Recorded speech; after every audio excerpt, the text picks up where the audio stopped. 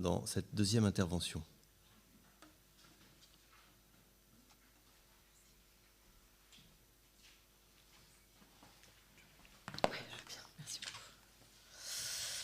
Bonjour à tous, je suis ravie d'être avec vous ce soir. L'idée de ce temps qu'on m'a confié, c'est de vous proposer un regard étudiant sur cette question de la diversité des ministères. Ce sont des réflexions issues du vécu des étudiants et de mon regard sur leur vécu. Leur vécu d'une part en tant que personnes qui profitent des ministères, le ministère, celui de leur pasteur d'abord ou de leurs responsables dans l'église locale, mais aussi de diverses associations para-ecclésiales, mais aussi leur vécu en tant que personnes qui réfléchissent à la question du ministère. Tous les étudiants n'y pensent pas, mais on a dans les GBU chaque année un petit groupe non négligeable d'étudiants, notamment grâce à un stage qui s'appelle le stage relais, qui se projettent avec plus ou moins de facilité dans le ministère chrétien. C'est d'un lieu particulier que je parle, c'est un regard particulier que je donne et qui est complètement subjectif. Et je pense que c'est pas mal en introduction de vous dire quelques mots sur les spécificités de ce regard. C'est un regard étudiant et donc le regard de la génération Z. Et je vous l'ai résumé en 5 mots. Il faut que j'arrête de regarder, là j'ai pas besoin. Diversité, c'est une génération qui multiplie les canaux de connaissances et qui cherche la diversité des expériences, et ça va se voir sur la question de la diversité des ministères. Tribu, c'est une génération pour qui le groupe, la communauté est très importante. Ils apprennent ensemble, ils font ensemble. Militance, c'est une génération militante qui vit les choses à fond, qui veut voir les choses bouger et qui ne se satisfait pas du « asseyez-vous, on va faire pour vous ». Flexibilité, en même temps, c'est une génération qui a peur de s'engager sur le long terme, qui préfère l'ultra-flexibilité et le moment présent. Et enfin, Internet, c'est la génération qui a grandi avec Internet et qui y passe la majorité de son temps. Et c'est aussi le regard d'une association para-ecclésiale, ça veut dire que les étudiants avec qui je passe du temps sont des étudiants qui sont très engagés dans la foi et très engagés dans le service. Les réflexions que je vous propose sur ce sujet sont complètement subjectives avec ce regard-là. Cependant, j'ai essayé quand même que mon propos ne soit pas « qu'est-ce qu'il faut faire pour la génération Z ?», mais plutôt « comment est-ce que le regard de la génération Z sur cette question peut faire grandir toute l'Église qui, elle, est plurigénérationnelle ?» Et ce que je vais vous proposer, c'est d'abord de vous montrer les résultats d'un sondage que j'ai fait, et je vais vous proposer 3 pistes qui ressortent de ce sondage et aussi un peu de mon regard et qui ont des implications sur cette question de la diversité des ministères. Alors pourquoi ce titre « Dieu veut tout le monde à son service ?» C'est une citation d'un ou d'une étudiante qui a rempli le sondage dont je vais vous parler juste après. Et je trouve que ça résume assez bien leur positionnement vis-à-vis de cette question du ministère. D'abord, il y a une envie de servir très claire, il y a une envie d'avoir un ministère, quelles qu'en soient les modalités. Il y a aussi l'idée de groupe, de tout le monde qui va s'engager. Ce n'est pas juste moi qui me démarquerai des autres, mais je m'engage avec tout le monde, avec tous les autres. Et puis la phrase est dite dans le contexte du sondage pour réagir à un cadre posé vu comme trop contraignant. Tout le monde peut avoir un ministère et pas juste les ministères qu'on estime légitimes dans l'Église aujourd'hui. Mais regardons cela de plus près. D'abord, je vous propose, ça c'était mon titre. D'abord, je vous propose de vous parler un peu des résultats du sondage. Alors c'est bon quand on présente un sondage de commencer par parler de la méthode, mais je vais être tout à fait honnête avec vous, de méthode, j'en avais pas trop. En fait, ce qui s'est passé, c'est que j'avais des idées sur ce que je voulais partager avec vous. Puis un soir, je me suis dit, ce serait quand même bien juste de vérifier auprès des étudiants que j'ai autour de moi que je ne suis pas partie toute seule dans ma tête et que je suis complètement déconnectée de ce qu'ils vivent. Donc, je vais faire un peu un questionnaire et puis je vais le faire circuler autour je me disais, une petite vingtaine d'étudiants que je connais. Mes réseaux sociaux étant ce qui était, je me suis retrouvée tout d'un coup avec 132 réponses. Donc, j'ai arrêté le truc parce que je me sentais débordée par le truc. Donc, avec le recul, je me dis, j'aurais pu, si je m'étais posée un peu plus longtemps, il y a des questions que j'aurais formulées différemment, j'en aurais posé d'autres. Bon, voilà, ce n'est pas le sondage de l'année, mais ça suffit au moins pour ce qu'on va faire ensemble ce soir. Je vous propose de survoler le sondage et les réponses assez rapidement, et après, on regardera plus dans l'interprétation. La première question que je leur ai posée, c'est qui sont les personnes qui vous influencent le plus dans votre vie spirituelle actuellement ? Ils pouvaient donner 2 réponses, première position, deuxième position. Pasteur responsable d'église, responsable de groupe de jeunes, membre de la famille, un équipier de l'asso chrétienne étudiante dans laquelle vous êtes. À chaque fois, Cette réponse-là, elle est évidemment surreprésentée par rapport à mon public. Un pasteur, prédicateur, personnalité sur Internet, un ou des amis chrétiens ou autres. En première position, c'est les amis et la famille qui sont majoritaires. Je pourrais vous redonner ça si ça vous intéresse, même si, encore une fois, ce n'est pas le sondage le plus scientifique de la Terre, mais si ça vous intéresse, vous pourrez l'avoir. Et en deuxième position, la famille perd un petit peu de terrain au profit de l'Église. Mais clairement, l'idée principale, c'est que ce sont les proches, ceux avec qui ils passent le plus de temps, par qui ils estiment être édifiés. Et ça met en valeur l'importance de la proximité pour la façon dont ils reçoivent l'enseignement, et on y reviendra, on en reparlera. Ensuite, ce qui vous édifie le plus au quotidien? C'est votre lecture personnelle, écouter une prédication, participer à une étude biblique de groupe, lire la Bible et discuter avec quelqu'un. La lecture personnelle, c'est le plus gros chiffre. C'est là où je me demande si le mot quotidien les a pas induits en erreur. Ils ont cherché un truc qu'ils faisaient tous les jours, parce que je suis un peu étonnée de ce pourcentage. Pas que je sais que les étudiants avec qui on traîne lisent la Bible, mais souvent, ce qu'ils disent, c'est qu'ils ont lu, mais voilà, il ne s'est pas passé grand-chose. Donc je pense que c'est peut-être le mot quotidien qui les a fait dire qu'est-ce que je fais au quotidien. C'est ce qu'ils font, c'est la lecture de la Bible. Après, on a 28,8% lire la Bible et discuter avec quelqu'un. Puis 22% études bibliques de groupe et finalement 15,2% la prédication. En gros, plus c'est personnel, plus c'est édifiant. Plus il y a de monde, plus c'est en groupe, moins c'est édifiant. Et je leur ai demandé ensuite, où trouvez-vous l'enseignement qui vous édifie le plus? L'Église, l'asso chrétienne étudiante, lecture personnelle, Internet, les réseaux sociaux. Il y avait des autres.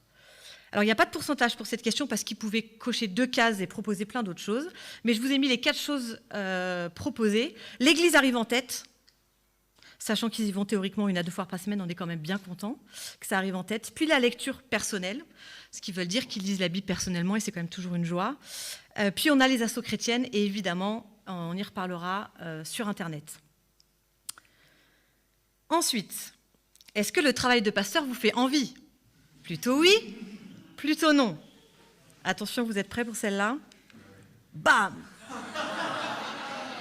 Plutôt non, 34%. Alors, ce qui est intéressant, c'est les justifications qu'ils donnent. On a une majorité d'étudiants qui se disent non intéressants par le poste pastoral, et les raisons données sont intéressantes. Je vais commencer par le plutôt non, comme ça on pourra se faire plaisir avec le plutôt oui. Le plutôt non, on a 34%. Où est-ce qu'il est mon 34% de c'est un travail trop difficile. C'est trop dur. 2 raisons principales, parce qu'ils ont justifié beaucoup de mots. 2 raisons principales. Il y a trop de contraintes, trop de sacrifices. On pourrait résumer avec une personne qui a juste dit c'est stressant et fatigant. Alors c'est intéressant parce qu'aucun d'eux n'a jamais été pasteur. D'accord? Ça veut dire qu'ils arrivent à cette conclusion en regardant leur pasteur travailler. Et ils disent non, c'est trop dur. L'autre chose, c'est qu'il y a trop de responsabilités, mais trop de responsabilités devant Dieu. Un étudiant ou une étudiante commente « Les pasteurs seront jugés plus sévèrement, selon la Bible, et donc je ne veux pas mettre le pied là-dedans. » Il y a d'autres choses qui sont revenues plusieurs fois. Il y a trop d'attentes et trop d'ingratitude de la part de l'Assemblée. Il y a un étudiant qui a écrit « Ça demande de beaucoup aimer les gens, et les gens ne sont pas aimables. » Et la deuxième chose, c'est qu'il faut avoir trop de compétences. Ça, c'est revenu énormément. Il faut savoir tout faire. Tous les ministères sont réunis en une seule personne et c'est pas tenable. En fait, personne n'est capable de faire tout ça. Il y a même un étudiant qui dit c'est même pas biblique, d'ailleurs. Et puis on a donc 17,5% je n'ai pas la vocation, quelle que soit leur compréhension de la vocation, et 17,5% je n'ai pas la capacité. Alors c'est intéressant sur je n'ai pas la capacité, la plupart du temps ça tournait autour du fait qu'ils ne pensaient pas qu'ils étaient capables de parler en public ou d'avoir le don d'enseignement. La grosse majorité ils ont dit ça, et il y a une petite minorité qui a dit c'est difficile de s'occuper des autres. Quelqu'un a commenté je ne peux pas m'occuper des autres, j'arrive déjà pas à m'occuper de moi-même. Voilà, ça c'était pour les plutôt non. Plutôt oui, c'est important. Bon, du coup, il y aura moins de trucs à dire, hein, désolé, mais c'est important, c'est beau, j'aime les gens, j'aime la Bible, j'aime la diversité du travail. Mais donc, je vous rappelle quand même que c'est une très petite partie des gens qui ont répondu ça. Et la dernière question que je leur ai posée, c'est d'après vous, si on veut travailler à temps plein pour l'Église universelle, mais qu'on ne veut pas être pasteur, quelles sont les possibilités? Je vous mets la liste des choses qui ont été dites dans l'ordre de ce qui est le plus revenu. Je ne suis pas sûre que cette liste soit particulièrement édifiante. Peut-être elle l'est pour vous, donc je vous la fais passer. Moi, ce qui m'a frappé, c'est plutôt les 23 personnes qui ont dit « je ne sais pas ». À part Pasteur, je ne vois pas. Sur 132, ça fait quand même un beau chiffre. Les 16 personnes qui n'ont cité que des ministères de l'Église locale, toujours en précisant que ce sont des services bénévoles et qu'être temps plein bénévole, ça peut être compliqué. Oui, en effet, on confirme. C'est pas fait pour tout le monde. Alors j'imagine qu'il y a dans ces réponses à la fois la difficulté d'imaginer qu'une Église pourrait embaucher... difficulté d'imaginer qu'une Église pourrait embaucher plus qu'une seule personne et que si elle le faisait, si elle avait l'argent pour le faire, elle prendrait plutôt un deuxième pasteur. Voilà. Mais peut-être aussi une méconnaissance de l'existence de ministères supralocaux, même dans le cadre des unions d'église. Et puis, on a 15 personnes qui ont répondu, mais en fait, on sert l'Église universelle en étant chrétien à temps plein, avec des commentaires comme « Vivre en chrétien, c'est notre service à Dieu. On est tous serviteurs. Dieu veut tout le monde à son service. » 15 personnes qui estimaient, et qui me l'ont bien fait comprendre, que ma question témoignait d'une vision un petit peu étriquée du ministère, quand même.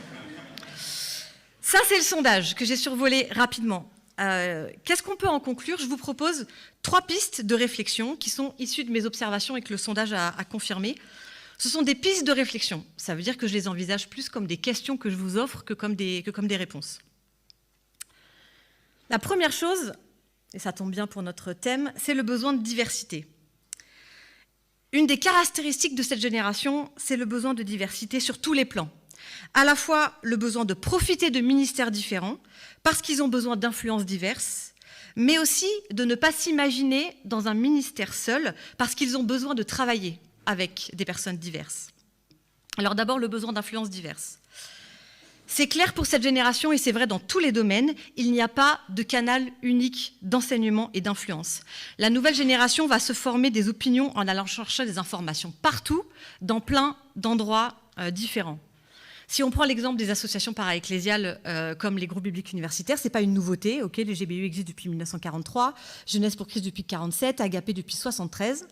Mais la spécificité de cette génération, c'est qu'ils vont partout. Ils sont dans leur église locale, évidemment. Ils vont au groupe biblique universitaire de leur fac. Ils vont à Jeunesse pour Christ pour l'internship. Ils vont à la Ligue pour l'écolo. Et puis en plus, ils regardent EMC TV et ils suivent l'évangéliste Cospiel sur Instagram.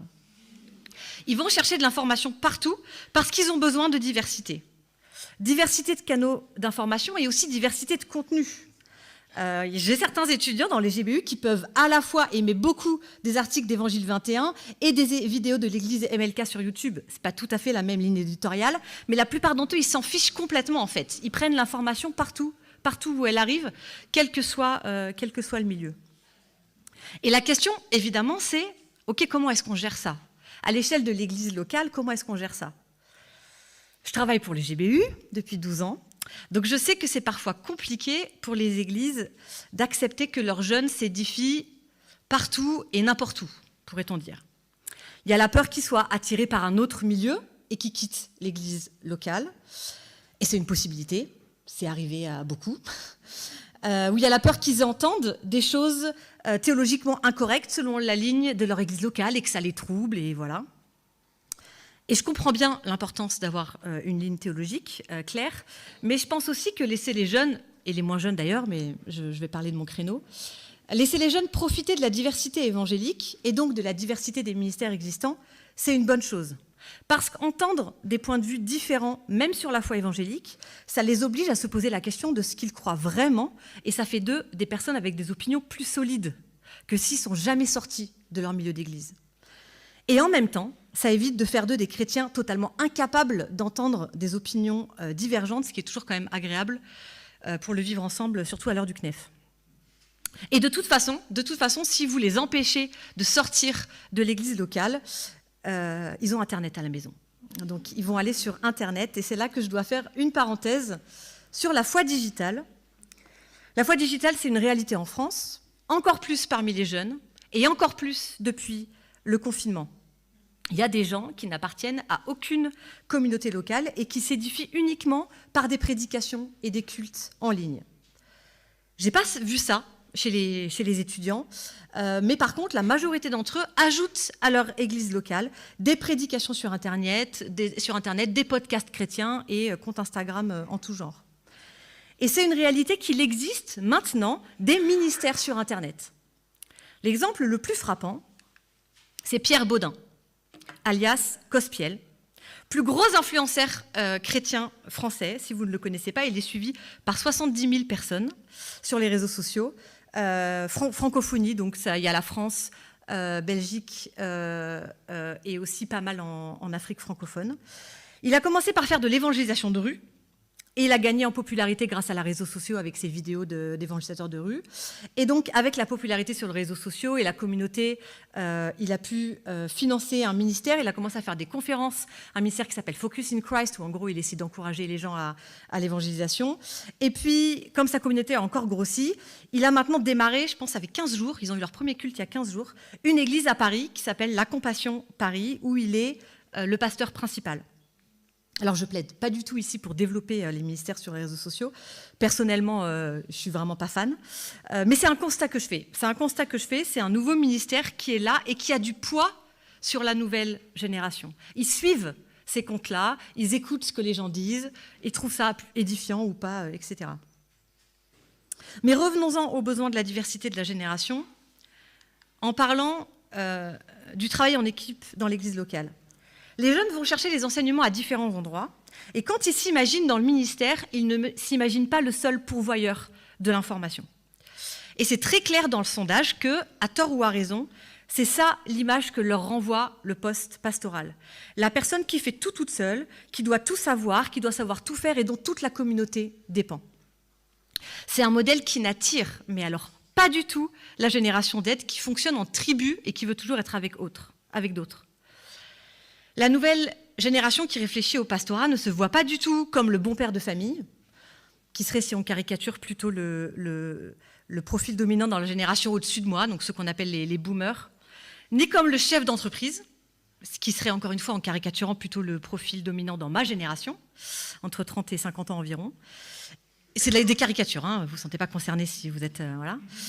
Ils se voient comme le maillon d'une chaîne. Ils se voient plutôt comme le maillon d'une chaîne ou le membre d'une équipe, et ils veulent travailler en équipe pour deux choses principalement. Diviser la charge, non seulement la charge spirituelle, mais aussi la charge mentale. C'est revenu beaucoup dans le sondage. Personne ne peut se sentir responsable spirituellement de 80 personnes. C'est pas possible, c'est pas humain, enfin, c'est pas normal. Et aussi diversifier les profils. Si on est plusieurs, on n'est pas obligé d'assurer partout.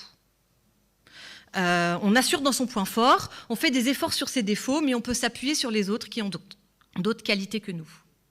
Alors, je sais que ce modèle existe déjà, d'accord, que je suis pas en train de proposer qu'ils ne sont pas en train de proposer une révolution. Il y a plusieurs pasteurs dans certaines églises.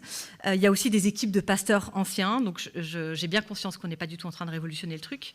Mais je me contente de pointer les conséquences du besoin de diversité de la jeunesse pour la question des ministères. Et ici, il s'agit d'utiliser les ministères supralocaux et para-ecclésiaux et de leur faire de la place, parce que de toute façon, ils vont y aller. Donc autant que l'Église ait conscience de ça et assume ça et les encourage et les accompagne pour pouvoir aussi du coup débriefer avec eux sur ce qu'ils entendent sur Internet, sur ce qu'ils entendent à droite à gauche. Et deuxième chose, penser le ministère pastoral en équipe et pas juste l'homme orchestre ou cow-boy solitaire en fonction de quel est l'imaginaire qui marche le mieux pour vous. Ça, c'était la première chose qui ressortait du sondage, ce besoin de diversité, et dans la façon dont on reçoit l'enseignement, et dans la façon dont on s'imagine dans le ministère plus tard. Deuxième piste, le sacerdoce universel, avec un sous-titre que je vous expliquerai tout à l'heure. Dieu veut tout le monde à son service. Pour le chrétien, le ministère n'est jamais facultatif. La vocation de servir, elle est adressée à tous les chrétiens et pas juste à une catégorie de professionnels. Et c'est ressorti clairement des réponses à la dernière question sur les ministères possibles de deux façons. Certains ont dit « on peut tous servir même si on n'est pas à temps plein, en étant un bon témoin sur son lieu de travail, en servant à l'église locale, en priant pour la mission, etc. » Et deuxième groupe de personnes, ou des fois les mêmes, qui ont en plus ajouté « mais notre travail séculier, c'est un ministère hein. ». Et j'étais vraiment surprise de trouver ça dans le sondage, parce que vraiment mes questions ne poussaient pas du tout dans ce sens-là. Cette idée qu'on sert Dieu dans son travail parce qu'on répond au mandat créationnel, les plus théologiens d'entre eux ont utilisé l'expression, Et parce qu'on fait notre travail en tant que chrétien et que c'est un culte à Dieu, eh ben c'est un ministère qui a autant de sens que celui de pasteur. Merci, bonsoir. Alors la jeune génération, peut-être particulièrement dans les GBU, et peut-être il faut qu'on plaide coupable pour ça, est bien consciente du tous serviteur. Ils ne se demandent pas « Oh, est-ce que je serai ministre un jour plus tard quand je serai grand ?» Ils se disent « Ok, comment je le suis aujourd'hui ? Comment je suis ministre de l'Évangile déjà aujourd'hui ?» Et ça nous rappelle que c'est important, je pense vraiment, de voir les gens comme des ministres et pas juste comme les objets du ministère. Dans Éphésiens 4, versets 11 et 12, je vous lis juste un texte que je suis sûre que vous connaissez mieux que moi. C'est lui, Jésus, qui a fait don de certains comme apôtres, d'autres comme prophètes, d'autres comme prédicateurs de l'Évangile, et d'autres encore comparables à des bergers, comme enseignants.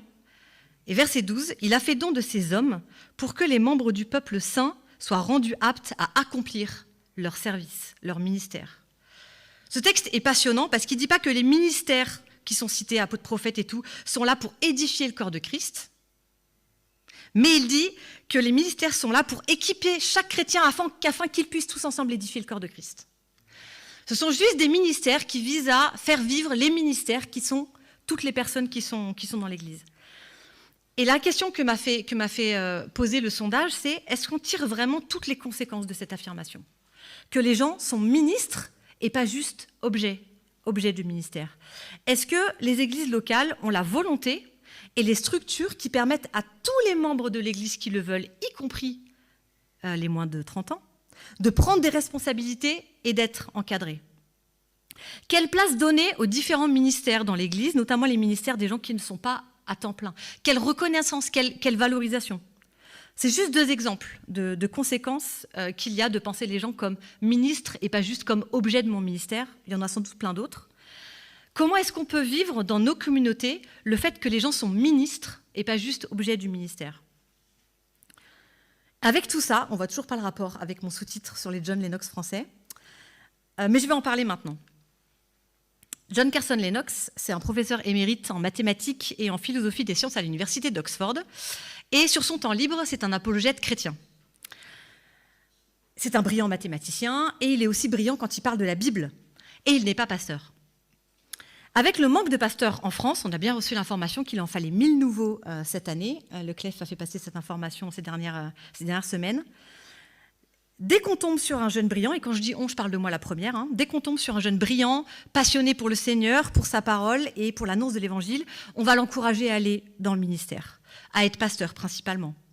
Et si je comprends bien le besoin qu'on a d'avoir des cadres dans l'Église, je me demande si, comme les étudiants nous y encouragent dans le sondage, on ne devrait pas penser le ministère de façon un peu plus large, moi la première. Parce que certains de ces jeunes qu'on va encourager à être mis dans le ministère chrétien à temps plein sont des étudiants brillants dans des domaines de pointe où on a besoin d'un discours chrétien intelligent et passionné. Le fait que John Lennox soit un scientifique qui fait de la science au quotidien lui donne une légitimité et une audience qu'il n'aurait jamais eue s'il avait fini prof d'apologétique. Et je confesse que si ça avait été un de mes étudiants au GBU, je l'aurais poussé à aller faire des études de théologie et à réfléchir à faire de l'apologétique, etc. etc. Je le reconnais. D'où ma question, est-ce qu'on est prêt à développer ce genre de compétences, à accompagner des étudiants brillants dans leur réflexion théologique, pas pour faire d'eux des pasteurs, pas pour faire d'eux des théologiens, pas pour faire d'eux des apologètes à temps plein, mais pour qu'ils soient pertinents dans leur réflexion et dans leur témoignage dans le domaine où ils vont travailler. Est-ce qu'on est prêt à investir dans ce genre de profil ? Et je dis investir parce qu'évidemment, il ne s'agit pas juste de leur dire « Allez, vas-y, fais ta vie, c'est bon, j'arrête de te parler de la fac de Vaud, amuse-toi, fais ce que tu veux. » Mais l'idée, c'est de les accompagner. Pour reprendre l'exemple de John Lennox, il a été suivi, accompagné, mentoré, si on aime bien ce mot-là, par un pasteur tout au long de ses études et même au début de sa carrière. Quand cet homme, et j'avoue, je n'ai pas réussi à retrouver son nom, a choisi de le suivre, c'était un étudiant en théologie ou un jeune pasteur de moins qu'il allait suivre. Il a pris du temps pour ce gars-là qui n'allait jamais être dans le ministère chrétien directement, tel qu'on l'entend, et qu'il a pris du temps plutôt que de suivre un étudiant en théologie ou un jeune pasteur. Qu'est-ce que notre compréhension du sacerdoce universel doit changer dans notre pratique du ministère ?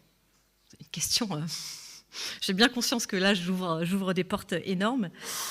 Comment est-ce qu'on peut encourager cette diversité-là? Comme je vous disais, je pose des questions, hein, je n'ai pas la prétention d'apporter des réponses, donc la question est posée. On en reparlera peut-être ou pas dans les prochains jours. Et je vais poser une dernière question, et ce sera la dernière piste que je vous propose. Qui va laisser les 99 pour s'occuper du 1? Parce que la dernière piste que je vous propose, c'est celle de l'accompagnement personnel.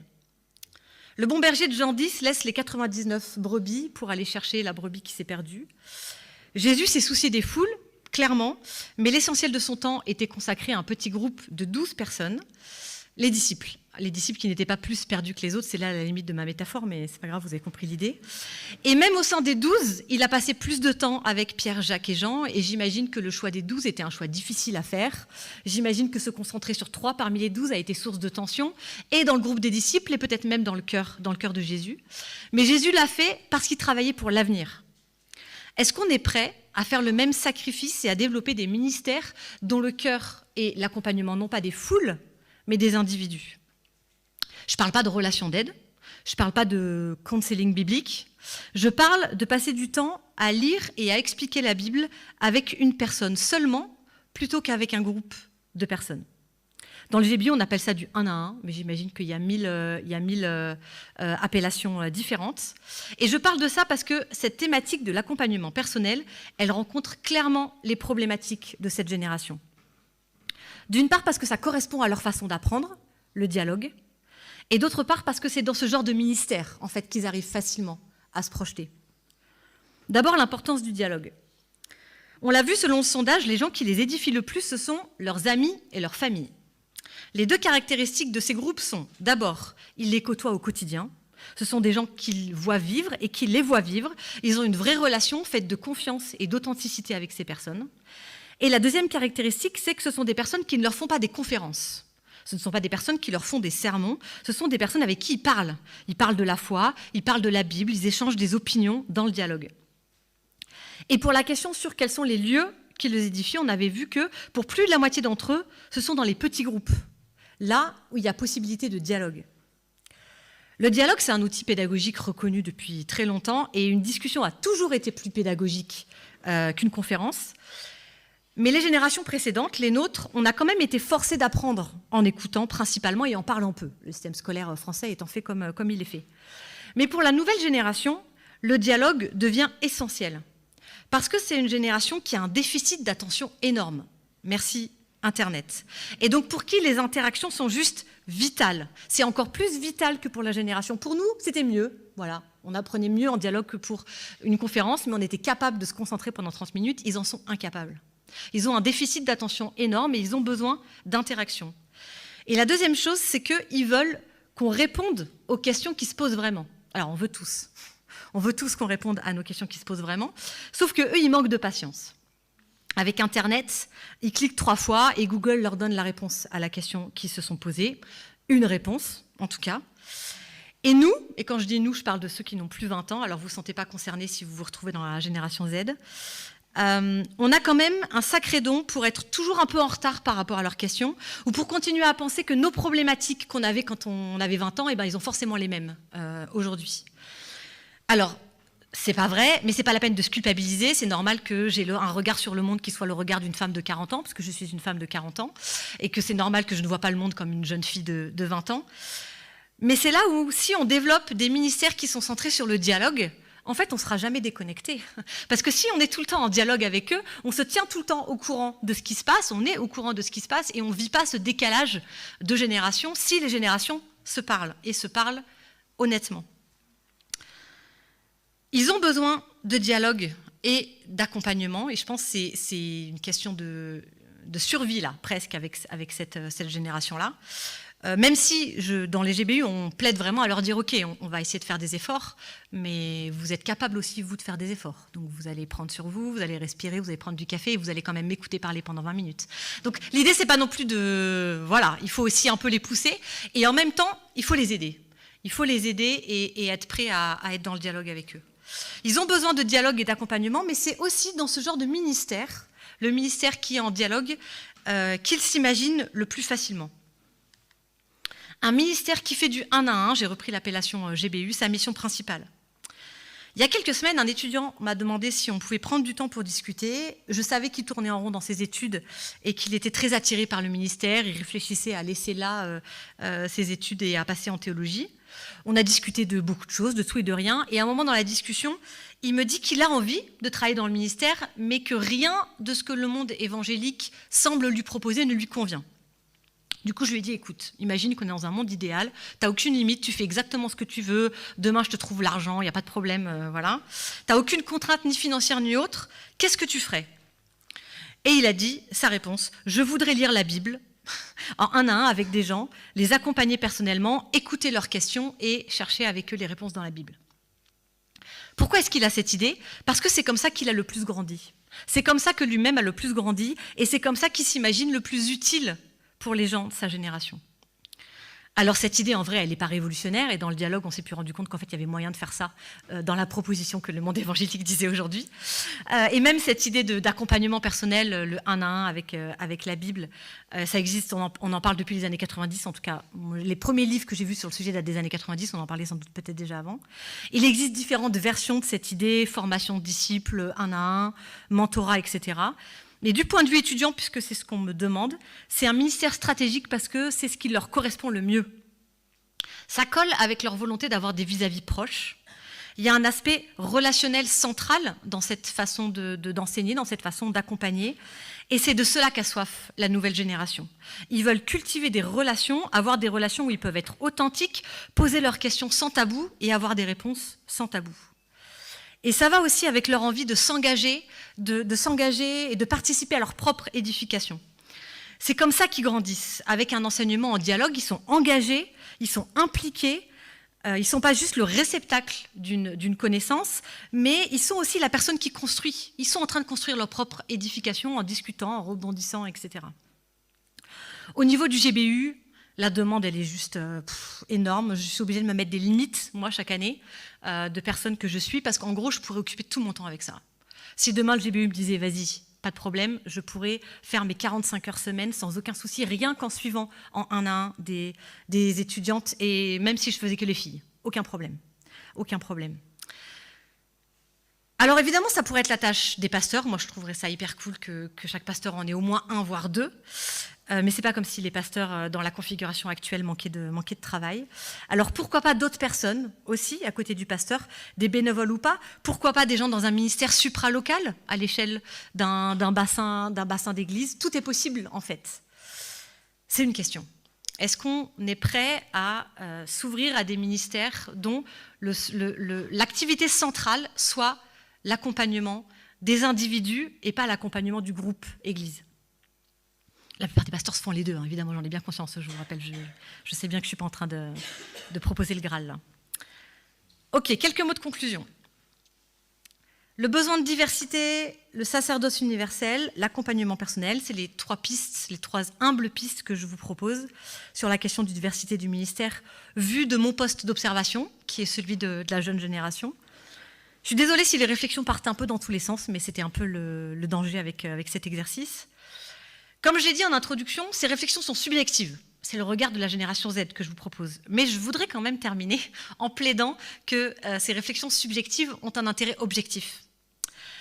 Si la génération Z a les traits très très marqués d'une population qui a toujours vécu avec Internet, d'une population qui a toujours vécu dans une société où l'individu est isolé, où il doit se définir lui-même, dans une société où l'authenticité est devenue importante parce qu'on n'a plus de zone en fait, où on peut être soi. Le fait est qu'on est tous influencés par les évolutions de la société, même si on n'a plus 20 ans. Toutes les générations, en vrai, sont touchées par la question de la foi digitale. Il n'y a pas que des jeunes de 20 ans qui ne vont plus à l'église et qui font tout sur Internet. Toutes les générations sont touchées par cette montée de l'importance de l'authenticité et du relationnel qui donne envie d'un accompagnement personnel. Regardons tous les trucs de coaching et d'épanouissement personnel. C'est ça aussi qui est au cœur de la société. Et ce n'est pas que les jeunes de 20 ans qui se tournent vers ce genre d'accompagnement. Toute la société, toutes les générations sont touchées par ce retour en force du militantisme mécanisme qui fait qu'on ne se satisfait plus de la passivité et que si on n'a pas besoin de moi, eh ben, je préfère rester chez moi. Je vais à un truc si j'ai de la valeur ajoutée. Si j'ai pas de la valeur ajoutée, je préfère rester à la maison.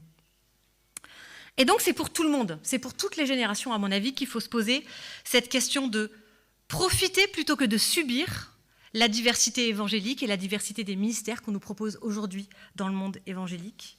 Cette question de considérer les chrétiens, chaque chrétien, comme ministre et pas seulement comme objet du ministère.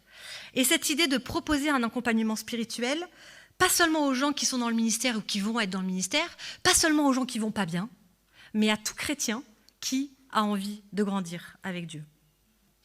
Et concernant la jeune génération, je vais terminer avec ça, ils peuvent être ceux qui inventent des nouvelles formes de ministère. Ils ont la créativité nécessaire, ils ont beaucoup d'idées, des fois même trop, mais il va falloir qu'on leur laisse l'espace pour être créatifs d'une part, et qu'on les encadre. C'est une génération qui a besoin de cadre.